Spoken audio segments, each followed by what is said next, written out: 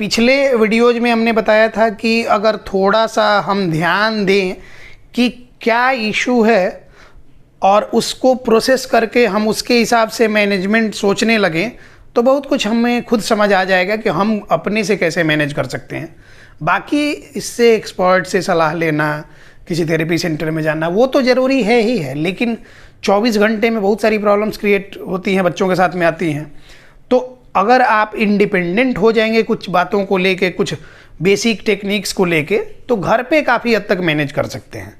उसी क्रम में हम सोचे कि लास्ट तक हमने डीप प्रेशर और टैक्टाइल स्टिमुलेशन इन सारे टॉपिक पे बात किया था। उसमें प्रैक्टिकल टेक्निक ज़्यादा कुछ नहीं बताए थे। आज का वीडियो पूरी तरह से प्रैक्टिकल टेक्निक पे आधारित है। अब प्रैक्टिकल अप्रोचेज देखिए, समझिए, आप लोग खुद से भी इम्प्लीमेंट कर सकते हैं। प्रॉपर गाइडेंस में करना ज़्यादा सही होता है।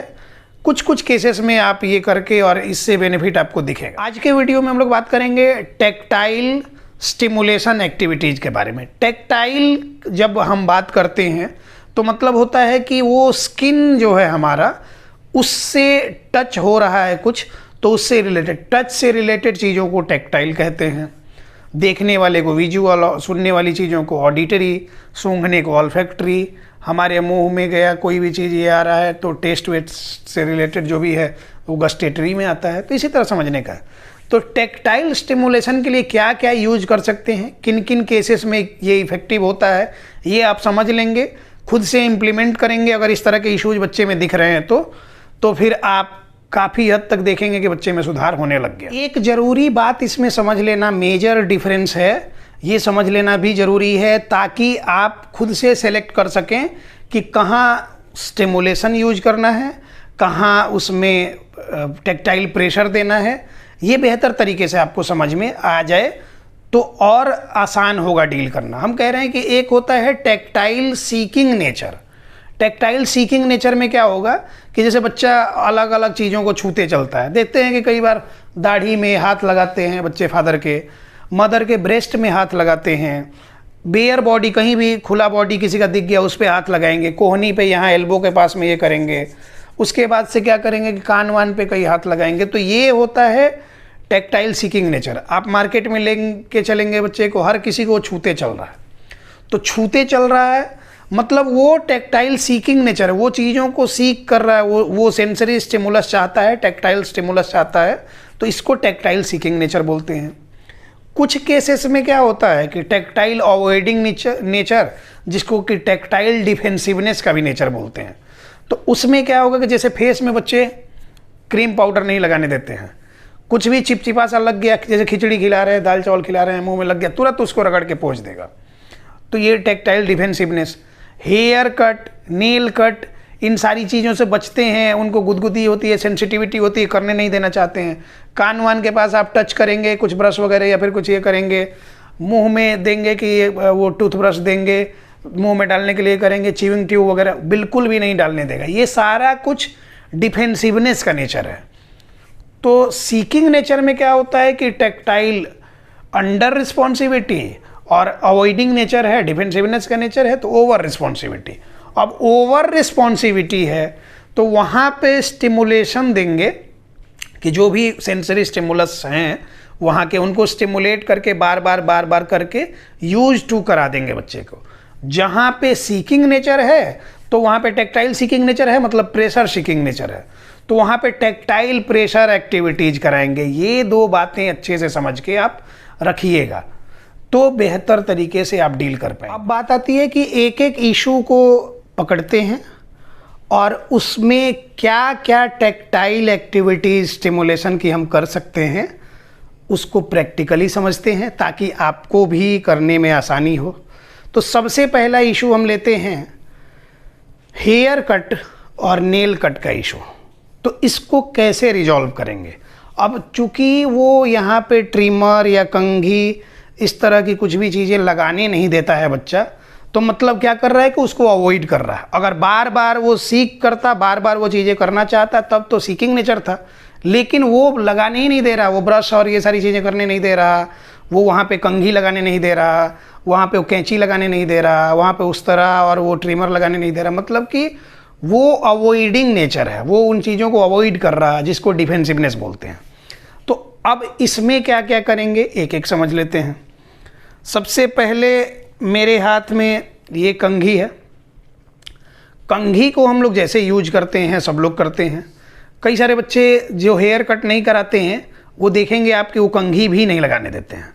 तो जो बच्चे कंघी नहीं लगाने देते हैं उनमें बस करना क्या है कि जैसे ये हमारा स्किन है और ये कंघी हमने रखा, तो हम लोग जैसे बाल को ये करते हैं तो हल्का हल्का हल्का का इसको चलाते हैं, लेकिन थोड़ा प्रेशर के साथ आप स्काल्प में प्रेशर देते हुए, यहाँ जो हमारा खोपड़ी है उस पर थोड़ा प्रेशर जाना चाहिए और उसको लेके हल्का हल्का आप चला रहे हैं ऐसे। जैसे कि अगर पीछे का बाल है तो ऐसे करके ऐसे नीचे से ऊपर की तरफ थोड़ा प्रेशर देते हुए। आगे का जो हम लोग ऐसा करते हैं तो आगे के लिए हम लोग बार बार ऐसे ऊपर से लेके आते हैं ना बाल को, लेकिन नीचे से ऊपर की तरफ बाल को लेते जाएं, ऐसा करते जाएं और डीप प्रेशर के साथ। मैंने क्या बोला कि डीप प्रेशर मतलब form pressure, sorry form pressure के साथ, ज़्यादा डीप भी नहीं कम भी नहीं, फॉर्म प्रेशर की स्काल्प तक पहुँचे और धीरे धीरे धीरे धीरे हमारा पूरा बाल को संवारेंगे इस एक कंघी से। तो बार बार हमने क्या कहा कि जहाँ भी अवॉइडिंग नेचर होगा बार बार बच्चे को यूज टू कराएंगे उन चीज़ों से, तो फिर बार बार कंघी लगाने से धीरे धीरे उसका पैटर्न चेंज होगा और तब उसकी जो सेंसिटिविटी होगी वो काफ़ी हद तक रिड्यूस हो जाएगी, क्योंकि वहाँ ओवर सेंसिटिविटी थी और बार बार वहाँ के जो भी रिसेप्टर्स हैं नर्व के उनको हम बार बार ये रिमाइंड करा रहे हैं कि हाँ इस तरह का स्टिमुलस रेगुलर है, अनयूजुअल नहीं है, अब ये यूजुअल है, तो वो समझ जाते हैं बच्चे और फिर उसके बाद काफ़ी हद तक वो कंघी कराना शुरू करेंगे। इसी तरह अब एक ये भी है, इसमें भी आपको दिख रहा होगा कि ये सिलिकॉन का सारा कुछ बना हुआ है, ये भी एक तरह का कंघी ही है। ये भी आप यूज कर सकते हैं, इससे थोड़ा टेक्टाइल प्रेशर भी दे सकते हैं और स्टिमुलेशन के पर्पज़ से भी यूज कर सकते हैं। ये कंघी भी काफ़ी इफ़ेक्टिव होता है, ये भी आपको रखना चाहिए और ये पूरी तरह से पैडेड है, सॉफ्ट पैडेड होता है और मैंने कहा कि ये टेक्टाइल प्रेशर के लिए भी यूज होता है, काफ़ी इफ़ेक्टिव होता है। तो ये इस तरह का कंघी भी अगर आपके घर में है तो ये भी यूज कर सकते हैं। 4-5 मिनट तक कंघी किया, 4-5 मिनट तक इससे चला दिया पूरे बाल में। उसके बाद से एक ये भी आता है, ये भी एक तरह का कंघी ही है, महिलाओं के लिए ज़्यादा ये यूज होता है। आप इसको लेके यूज कर सकते हैं, उसके बच्चे के हेयर में चला सकते हैं, अलग अलग स्टाइल बना सकते हैं, उसके साथ फन एंड प्ले एक्टिविटी में वर्क कर सकते हैं, वो काफ़ी हद तक कोऑपरेट करेगा आपको और आपका अपना टारगेट भी पूरा होगा, तो ये भी कर सकते हैं यूज। ये तो हो गया कि कंघी का टाइप इतना सारा हमने कहा। अब चूंकि प्रॉब्लम तो है बच्चे को, हेयर कट तो करने नहीं देता है। सेंसरी ब्रश, बहुत सारे लोग को पता होगा कि ये विलबार्गर थेराप्यूटिक ब्रश भी बोलते हैं, सेंसरी ब्रश भी बोलते हैं, जैसे आप जो बोलते हैं जो भी जानते हैं। सेंसरी ब्रश लेके और ये पूरे साइड में, ज़्यादातर सेंसिटिविटी बच्चों के इधर कान के आसपास, इधर कान के आसपास, गर्दन के पास, गुदगुदी सबसे ज़्यादा वहाँ होती है। स्किन वहाँ बियर बॉडी में स्किन तो वहाँ ये हो रहा है, तो गुदगुदी सबसे ज़्यादा वहाँ होती है, तो वहाँ लेके इसको चलाएंगे ऐसे हल्का हल्का हल्का हल्का हल्का हल्का स्टिमुलेशन के जैसा, कि मतलब देंगे तो थोड़ा सा सेंसेशन हो, उसको गुदगुदी जैसा लगे। तो ये सेंसरी ब्रश से स्टिमुलेशन देंगे, उससे भी काफ़ी हद तक सेंसिटिविटी रिड्यूस होती है। कान के आसपास करने से, कान के पीछे, ये सब सबसे सेंसिटिव पार्ट्स हैं। देखिएगा आपकी, जैसे हम लोग बचपन में बगीचा वगैरह में खेलने जाते थे, तो कोई सोया हुआ है तो उसके कान में एक तिनका लेके घास का दूब वगैरह उखाड़ के और हल्का हल्का ये कर दिया, वो हड़बड़ा के उठ जाएगा, तो वहाँ गुदगुदी सबसे ज़्यादा लगती है, तो मतलब सबसे ज़्यादा सेंसिटिव पार्ट है। तो वहाँ पे सेंसरी ब्रश का यूज करेंगे काफ़ी हद तक, उससे भी सेंसिटिविटी रिड्यूस होगी। इसके अलावा मेरे हाथ में आप देखेंगे ये ईयरबड है, कान साफ करने के लिए यूज किया जाता है, कॉटन ईयरबड। एक ईयरबड लिया और उसको लेके कान के आसपास, इधर इधर इधर, ये सब में हमको अभी भी गुदगुदी फील हो रही है, ये सब में भी, ये सब में, तो हमको जो सेंसेशन होता है वो तो एक नॉर्मल सेंसेशन है, लेकिन इन बच्चों में वो तुरंत ही उससे कान में खुजली जैसा होने लगेगा, ज़्यादा सेंसिटिविटी बढ़ने लग जाएगी, वो रोकेंगे, इन चीज़ों को नहीं करना चाहेंगे, भागेंगे। तो जब तक ये यूजुअल नहीं हो जाते, मतलब कि मैंने क्या कहा, कंफर्टेबल नहीं हो जाते, तब तक करना है। तो इससे स्टिमुलेशन देंगे काफ़ी हद तक, उससे भी बच्चा स्थिर होगा, सेंसिटिविटी उसकी रिड्यूस होगी और तब वो कोऑपरेट करने लगे। मुश्किल से 15 दिन से 21 दिन तक रेगुलर बेसिस पे दिन में 3 से 4 बार आप ये काम करते हैं। उसके बाद आप देखेंगे कि आपके बच्चे में ये जो हेयर कट की प्रॉब्लम थी वो काफ़ी हद तक रिड्यूस हो गई। अब hair cut and nail cut भी हमने इसी में बोला था, तो नेल कट पे भी आ जाते हैं कि नेल कट क्यों नहीं करते हैं बच्चे, क्यों नहीं करने देते हैं। उनको सबसे ज़्यादा क्या होता है कि वो सबसे पहले तो बच्चे अवॉइड करते हैं बहुत तरह की एक्टिविटीज़, महीन एक्टिविटीज़ को खासकर। फाइन मोटर स्किल्स में वो वीक होते हैं, उनमें प्रॉब्लम होती है। तो ज़्यादा देर पेशेंस के साथ बैठना ये अपने आप में एक चैलेंजिंग है, रेस्टलेसनेस है, मूड स्विंग है, तो चैलेंजिंग होता है। इसलिए वो, और इसमें पेशेंस का काम है, आप पकड़ रहे हैं और धीरे धीरे ये कर रहे हैं, बच्चा उतनी देर तक रह ही नहीं सकता। हम लोग भी ऐसा करते थे बचपन में, लेकिन हम लोग नोइंगली करते थे। ये बच्चे तो जानते भी नहीं इनको प्रॉब्लम हो रही है, इसकी वजह से भागना चाह रहे हैं। तो यहाँ पे आपको यूज करने के लिए, जैसा हमने ब्रश की बात की, सेंसरी ब्रश भी यूज कर सकते हैं, काफ़ी इफ़ेक्टिव होता है। इसके अलावा हमने जो भी ये सब ब्रश वगैरह का ये करा, तो ये जो होता है टेक्टाइल प्रेशर के लिए भी यूज किया जाता है, हम कह रहे थे। इससे टेक्टाइल प्रेशर काफ़ी अच्छा आता है, सिलिकॉन का ये है सब। इसके अलावा इसको आप चला सकते हैं इस पे। इसके अलावा टेक्टाइल प्रेशर की एक्टिविटीज़ यहाँ पे देंगे, टेक्टाइल स्टिमुलेशन की एक्टिविटीज़ देंगे। जैसे ये एक्यूप्रेशर का एक रोलर है, तो ये लेके हल्का हल्का हल्का हल्का इस पर अगर आप रोल करते हैं, इस पर चलाते हैं और थोड़ा प्रेशर के साथ चलाते हैं, तो काफ़ी हद तक बच्चे की सेंसिटिविटी रिड्यूस हो जाएगी, वो उतना फिर से रेसिस्ट नहीं करेगा। अब आते हैं ये, इसको बोलते हैं हेजहॉग बैलेंसिंग पॉड, या फिर आप बैलेंसिंग पॉड सेमी सर्कुलर कह के भी सर्च कर सकते हैं। कुछ भी बैलेंसिंग पॉड होता है, लेकिन इसमें जो स्पाइक्स ये निकले हुए हैं, ये हमारा टेक्टाइल स्टिमुलेशन, टेक्टाइल प्रेशर के लिए काफ़ी इफेक्टिव होते हैं। और इनको उलट के इस पे बच्चे को खड़ा कराया तो बैलेंसिंग बोर्ड का काम कर जाएगा। तो ये वेस्टिबुलर एक्टिविटीज़ के लिए भी यूज होता है, इधर से टेक्टाइल प्रेशर के लिए यूज होता है। ये लेके इस पे आप प्रेशर देंगे तो काफ़ी हद तक इससे भी बच्चा वो नेल वाला जो इशू था उसमें वो कोऑपरेट करने लग जाएगा आपको। और देखेंगे कुछ समय के बाद, जैसे हमने कहा कि 2 से 3 सप्ताह, 15 से 21 दिन, नेल कट वाला इशू भी काफ़ी हद तक रिजॉल्व हो जाएगा। इसके अलावा भी आप यूज कर सकते हैं, जैसे कि बच्चे का हमने कहा कि डिफेंसिवनेस का नेचर है, तो बच्चा बहुत सारी गीली चीज़ों को छूने से भी बचता है, उसकी वजह से भी ये नेल कट का इशू हो सकता है। चिपचिपी चीज़ों से बचता है, खिचड़ी विचड़ी का उसमें हाथ नहीं डालेगा, सूखा क्रंची कुछ मिल गया तो आराम से खाएगा, शौक से खाएगा। तो उस तरह के केसेस में हमने ये लिया है, ये साबुन है नहाने वाला, इसको हमने खोला, थोड़ा सा पानी में भिगा दिया और भिगा के और उसके हाथ में दे दिया लगाने को बच्चे को, ऐसा। अब वो जब लगाएगा तो चिपचिपा सा हो जाएगा और वो उससे तो उसको घृणा आती है, वो उसको अवॉइड करना चाहता है, वो चिड़चिड़ा होगा, थोड़ा सा ये करेगा। फिर आप लेके कभी उसको अंडर आर्म्स में लगा दिए, कुछ कहीं लगा दिए, कब गाल में लगा दिए, कान के पास लगा दिए। ये एक तरह का टेक्टाइल स्टिमुलेशन आपने दिया। और नेल कट की बात कर रहे थे तो ये तो इसी एरिया में सबसे ज़्यादा लगाया जाएगा। और उसी तरह से जैसे बनाना, केला जो होता है, कोई ख़राब केला आपके घर में पड़ा हो उसको लीजिए, मैश कर लीजिए, थोड़ा आटा या सूजी उसमें डाल के उसको गीला करके बच्चे के हाथ वाथ में लगा दीजिए। देखिए वो जितनी भी प्रॉब्लम उसको डिफेंसिवनेस की थी, धीरे धीरे धीरे धीरे करते करते रिड्यूस हो जाएगा। रात में आटा गूंथती हैं रोटी वोटी बनाने के लिए आप, तो उसमें क्या कीजिए कि जितना रोटी बनाने के लिए जिस टेक्सचर पे रखा जाता है आटे को, जितना गीला किया जाता है, उससे थोड़ा और गीला कर दीजिए ना, चिपचिपा हो जाए, और बच्चे के हाथ में दे दीजिए कि लो इसे खेलो। बच्चे आटा के लिए जाएंगे और तुरंत ही उनके हाथ में चिपक जाएगा, वो छूट ही नहीं रहा। आप देखिए वो चिल्लाएगा, ये करेगा। तो उससे घबरा नहीं जाना है, रेगुलर बेसिस पे उसको प्रैक्टिस कराते रहना है। डेली एक बार ही सही, नहाने से पहले उसको ये करा सकते हैं। तो ये जितनी भी एक्टिविटीज़ हमने प्रैक्टिकल पर्पज़ से अभी बताई हैं, ये सारी एक्टिविटीज़ जब आप करेंगे बच्चे में, तो देखेंगे कि ये जो हेयर कट और नेल कट का इशू डिफेंसिवनेस की वजह से हो रहा था, वो काफ़ी हद तक रिड्यूस हो गया। और मैंने जैसा कहा कि गारंटीड इम्प्रूवमेंट होगी आपको 2 से 3 सप्ताह में।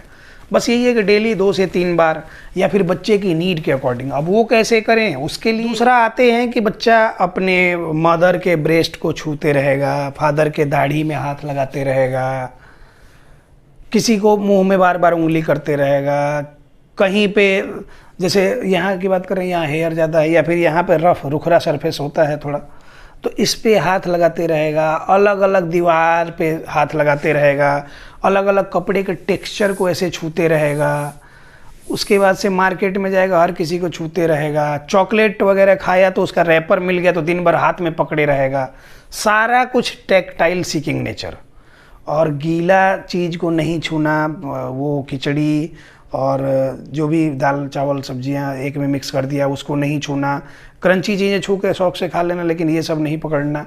ये सारा कुछ एक में था टेक्टाइल सीकिंग नेचर, जो हर जगह हाथ लगाया जा रहा था। एक में था टेक्टाइल अवॉइडिंग नेचर, जिसको डिफेंसिवनेस बोलते हैं। तो ये इशू है। तो अब सीकिंग नेचर जहाँ जहाँ पे है, तो हमने कहा कि चूंकि वो अलग अलग टेक्सचर्स को सीक कर रहा, बार बार वो छू के फील करना चाह रहा, तो बार बार उसको हम वही करवाएंगे। अब उसको टेक्टाइल प्रेशर, अलग अलग टेक्सचर का स्टिमुलेशन देंगे। उसके लिए जैसे ये एक आप देख रहे हैं सेंसरी कुशन है, ये वेलवेट के कलर में है, वेलवेट के ये में है, टेक्सचर में है, और ग्रे कलर का, ग्रे ब्राउन जो भी बोलते हैं, कन्फ्यूजन रहता है। तो ये जैसे है, ये काफ़ी सूदिंग है। ऐसे हाथ रख रहे हैं और आंख बंद कर रहे हैं, हमको काफ़ी कामिंग लग रहा है ये। तो ये कामिंग स्ट्रेटजी जब एक्टिविटीज हम प्लान करते हैं तो उसमें भी यूज करते हैं। तो इस पे हाथ रखा, बार बार इधर से उधर घुमा रहे हैं, काफ़ी हद तक ये टेक्टाइल स्टिमुलेशन देगा। ये अभी ये देखिए, जूट का जो बोरा होता है पूरा उसी तरह का इसका टेक्सचर है, रफ टेक्सचर है। बार बार इससे प्रेशर देंगे तो ये एक तरह का टेक्टाइल स्टिमुलेशन की एक्टिविटी है, टेक्टाइल प्रेशर की एक्टिविटी है। बच्चे को अलग टेक्सचर मिला, वो अलग अलग टेक्सचर तो ही चाहता है, तो ये टेक्सचर मिला। ये जीन्स का जो कपड़ा होता है, डेनिम वगैरह, उसी तरह के कपड़े में एक टेक्सचर में ये है, तो थोड़ा हार्ड भी है, मतलब कि ये हार्ड और सॉफ्ट के बीच का है। तो ये फॉर्म टाइप में है, तो इस पे भी आप ये कर रहे हैं तो एक अलग टेक्सचर ये दे रहा है। इसके अलावा आप ये देखेंगे, ये बिल्कुल कॉटन की तरह है, ये मुट्ठी में बिल्कुल आ जाने वाले। ये सब तो कम आ रहे थे, ये बिल्कुल हल्का फुल्का है और कितना चिकना ऊपर से है। ये अलग टेक्सचर देगा, ये यूज कर सकते हैं, काफ़ी इफ़ेक्टिव होगा।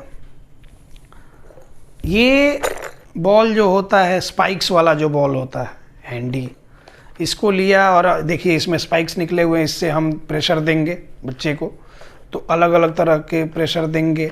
काफ़ी हद तक उससे भी उसका जो सीकिंग नेचर था वो काफ़ी हद तक रिड्यूस होते जाएगा।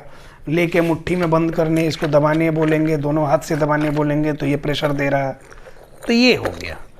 इसके अलावा एक यहाँ पे कपड़ा धोने वाला ब्रश है, जो कि ये पूरी तरह से फाइबर का, प्लास्टिक का है। इसी में 3-4 वेराइटी आती है, आपको पता है। एक सॉफ्ट वाला आता है, कॉटन के कपड़े को धोने के लिए अलग आता है, थोड़ा उससे हार्ड वाला आता है जो कि तांत वात का ये रहता है, ये है सबसे ज़्यादा हार्ड है, ये होता है। तो इन सब से प्रेशर देना। उसके बाद बर्तन धोने वाला जो स्क्रबर आता है, उससे इस पे चलाना, प्रेशर देना। अलग अलग तरह का फोम लेके प्रेशर देना, उसमें हाथ डलवाना, फोम से स्टिमुलेशन कराना, शेविंग फोम होता है उससे बच्चे को ये कराना, उससे टच कराना और उसका टेक्सचर देना। इसके अलावा हमने ये सब सारी चीज़ें जो यूज की, इससे प्रेशर देना। इलेक्ट्रिकल जो मसाजर आते हैं, बॉडी मसाजर, वो सब चलाना, उससे वाइब्रेट करना। इतना सारा कुछ है, 1-1, 2-2 मिनट सब करेंगे तो मुश्किल से 15-20 मिनट का एक एपिसोड होगा टेक्टाइल स्टिमुलेशन का, टेक्टाइल प्रेशर का हमारा हो गया। तो ये तो जहाँ पे हम कह रहे थे कि बार बार सीकिंग नेचर का ये कर रहा है वहाँ। अब जहाँ पे अवॉइडिंग नेचर है वहाँ पे सेम वही जो आटा वाला हमने बताया, बनाना वाला जो हमने बताया। इसके अलावा आइस क्यूब लेके रब कर देंगे, साबुन का जैसा हमने बताया कि इसको भिगाएंगे और उसको लेके कर देंगे, चिपचिपा सा हो जाए। हनी हाथ में दे दें और लगा के छोड़ दें, ऐसा अजीब सा लगने लग जाएगा उसको। तो ये सब अवॉइडिंग नेचर में इस तरह का स्टिमुलेशन देना था, सीकिंग नेचर में ज़्यादातर टेक्टाइल प्रेशर देना था। तो इतनी सारी एक्टिविटीज़ करेंगे तो ये सारा कुछ वहाँ से रिजॉल्व हो जाएगा। और हैंड फ्लैपिंग भी इसी में इंक्लूड कर लेते हैं क्योंकि वो भी टेक्टाइल इशू में आता है। तो हैंड फ्लैपिंग के लिए आपको क्या करना है कि जैसे जितने ये प्रेशर वाली चीज़ें हमने बताई, इनसे प्रेशर तो देना ही देना है, साथ में वेट वाली एक्टिविटीज़ करनी है। वेट बांधना होता है, प्रोप्रियोसेप्टिव एक्टिविटीज़ जो भी आती हैं वो करना होता है। उसके साथ साथ व्हील बैरो वॉक, पैर उठा लिया, हाथ पे बच्चे को चला रहे हैं तो पूरे बॉडी का भार उस पर आ रहा है। एक दीवार के सामने ले जाके हम भी कहेंगे कि देखो इसको धक्का दे रहे हैं, तुम भी धक्का दो। प्रिटेंड करना है कि हम ठेल के इसको और ये करना है। जैसे मुन्ना भाई MBBS मूवी में जो हॉस्टल में जब एंट्री लेता है तो जो सर्किट उसके साथ आता है मुन्ना के साथ, तो बोलता है ना कि भाई ये कमरा तो बहुत छोटा है, ये घुसते ही ख़त्म हो गया।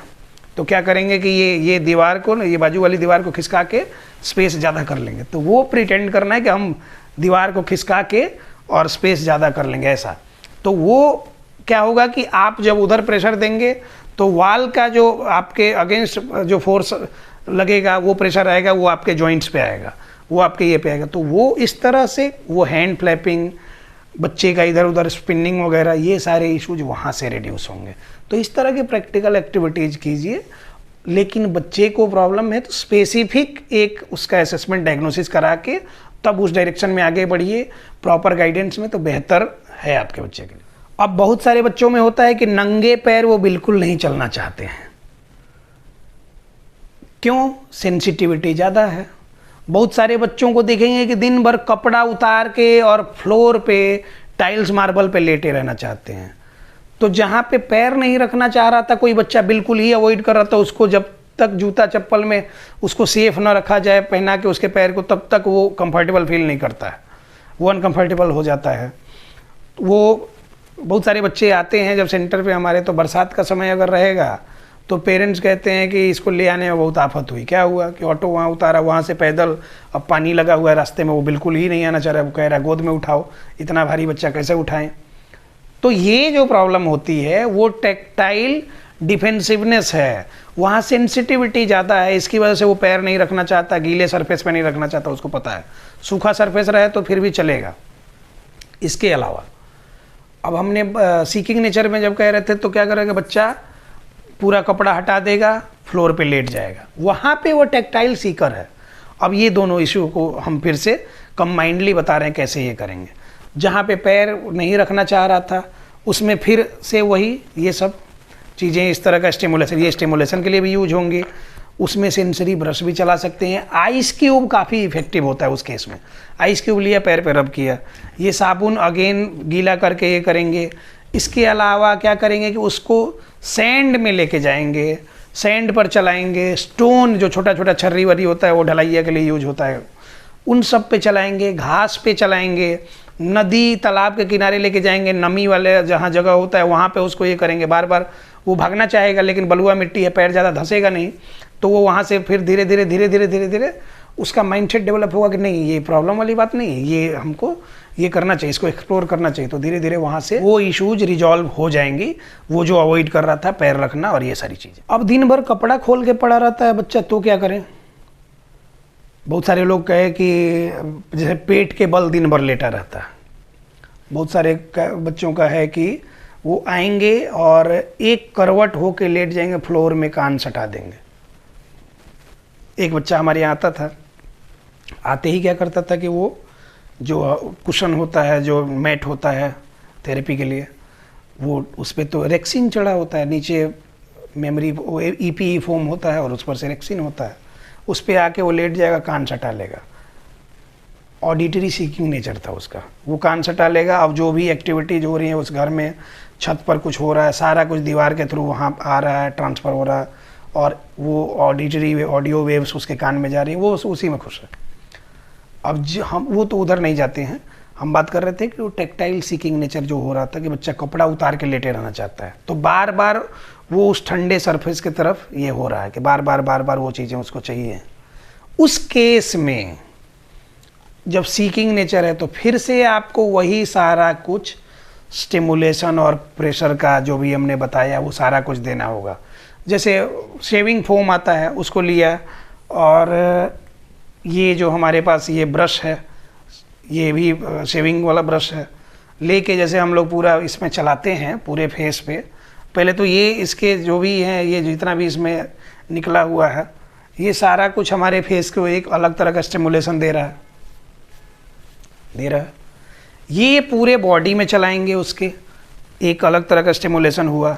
ये जो ईयरबड हमने दिखाया आपको, ये पूरे बॉडी में उसके अलग अलग, जैसे कि अंडर आर्म से यहाँ लेके गए, देखिएगा आप तुरंत उसको हटाना चाहेगा।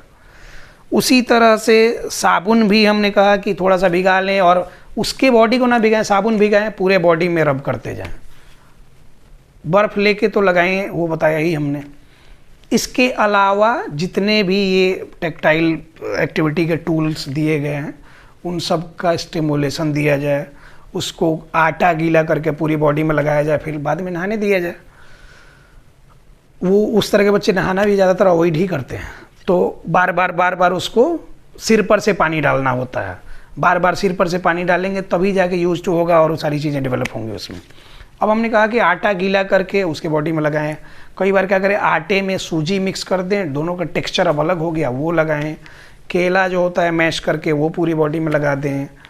इस तरह की चीज़ें। इसके अलावा वाइब्रेटर जो होता है, बॉडी मसाजर, वो सारा कुछ लेके, और इसके अलावा सेंसरी मैट्स आते हैं, सेंसरी बॉल्स जो आते हैं, उन सब पे बच्चे को लेटाएं। इसलिए तो वो जो बॉल पूल होता है उसमें बच्चों को रखा जाता है कि इस तरह की चीज़ें ना आवें। तो मैक्सिमम लोगों को लगता है कि घर पे ऐसे ही कर लेंगे। घर पे सारा कुछ नहीं होता। उतने सारे टूल्स जो होते हैं, इक्विपमेंट्स होते हैं, वो थेरेपी सेंटर्स में ही मिलेंगे और प्रॉपर गाइडेंस भी मिलेगी, तब तो बच्चे में डेवलपमेंट होगी। तो ये करेंगे तो ये इशू जो हम कह रहे थे कि वो लेटे रहना चाहता है, या फिर ये सारा इशू भी काफ़ी हद तक रिजॉल्व हो जाएगा। और जो बच्चे पेट के बल ही दिन भर लेटे रहना चाहते हैं, बैठाएंगे भी तो ऐसा थोड़ा पीछे की तरफ होके, इधर को होके, उधर के होके, मतलब सीधे नहीं बैठते हैं, उसमें सीधी सीधी बात है कि लैक ऑफ बॉडी अवेयरनेस है। प्रोप्रियोसेप्टिव एक्टिविटीज़ जैसे जॉइंट कंप्रेशन से लिए डीप टिश्यू कंप्रेशन, जैसे कि इसमें ये सब कंप्रेशन भी आता है, ये सारा कुछ हाथ से अपने प्रेशर दिया। ये जो हम कह रहे थे कि ये जो हेजहॉग बैलेंस पॉड है, या फिर ये जो प्रेशर देने के लिए ये टूल है, इससे काफ़ी हद तक प्रेशर देंगे, तो ये भी टेक्टाइल प्रेशर में ये सारी चीज़ें आ रही हैं। तो सारा ओवरऑल इशू जिससे रिजॉल्व हो जाएगा। अब हमें ये लगता है कि ये वीडियो एक तो लंबा हो गया, और लगभग सारे टॉपिक्स टेक्टाइल इशूज से रिलेटेड हमने इसमें कवर कर लिए। फिर भी किसी को स्पेसिफिक कुछ लगता है कि छूट गया हो, आप कमेंट बॉक्स में भेज सकते हैं। हम उसके अकॉर्डिंग एक और प्रैक्टिकल वीडियो बनाएंगे जो कि आपके लिए इफ़ेक्टिव हो, आपके समझने के लिए इफ़ेक्टिव हो, और आपके बच्चे में जब इम्प्लीमेंट करें तो उसके लिए इफ़ेक्टिव हो। इसका ये मतलब नहीं कि सिर्फ यूट्यूब वीडियोज़ के भरोसे बैठे रहें, संभव नहीं है, क्योंकि ये तो एक बात है। इस तरह के मल्टीपल अप्रोचेज हैं जो कि हम आपको नहीं बता सकते हैं, या फिर बताएं भी तो आप सही तरीके से इम्प्लीमेंट नहीं कर सकते हैं। मल्टी डिसिप्लिनरी अप्रोच होता है एक रिहेबिलिटेशन का पार्ट, रिहेबिलिटेशन जो होता है। तो इसीलिए बच्चे में किसी भी तरह का इशू है तो प्रॉपर उसका कंसल्टेशन करा सकते हैं आप हमारे साथ। उसके अकॉर्डिंग आगे की प्लानिंग की जाएगी और उसके अकॉर्डिंग आपको बढ़ाया जाएगा। तो पहले महीने से दिखेगा कि आपके बच्चे में इम्प्रूवमेंट हो रही है, आप राइट डायरेक्शन में जाने लग जाएंगे। और गारंटीड इम्प्रूवमेंट होती है अगर सही डायग्नोसिस और ट्रीटमेंट हो तो, नहीं तो हवा हवाई तो चलते रहता है। तो सिर्फ यूट्यूब के भरोसे ना रहें, इस बात को ध्यान में रखें। बी वेयर, बी पॉजिटिव हमेशा हम कहते हैं। धन्यवाद।